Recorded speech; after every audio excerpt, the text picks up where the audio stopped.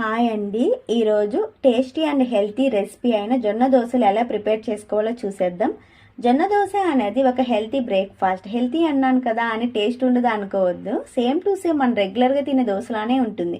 Change ఏంటి అంటే దీంట్లో రైస్కి బదులుగా జొన్నలు వాడుతాము. సో అట్లీస్ట్ మన బ్రేక్ఫాస్ట్లో అయినా రైస్ అవాయిడ్ చేసి ఎన్నో బెనిఫిట్స్ ఉన్న జొన్నలతో కూడా మన అందరి ఫేవరెట్ దోశలు వేసుకోవచ్చు. జొన్నలో ఫైబర్ కంటెంట్ ఎక్కువగా ఉంటుంది. డయాబెటిక్స్ ఉన్న వాళ్ళకి, వెయిట్ లాస్ అవ్వాలనుకునే వారికి ఈ జొన్నలు చాలా మంచిది. ఇందులో proteins, minerals, B vitamins, antioxidants కూడా ఉంటాయి.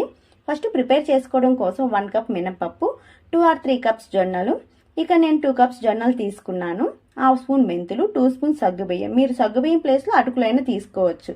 ఇవన్నీ కడిగి 8 గంటలు నానబెట్టుకోవాలి. జొన్నలు నానడానికి టైం పడుతుంది.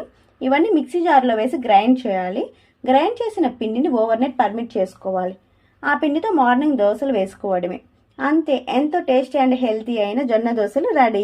ఈ వీడియో మీకు నచ్చితే లైక్ చేయండి. మీరు చేసే ఒక్క లైక్ ద్వారా ఈ వీడియో మరికొంతమందికి ప్రమోట్ అవుతుంది.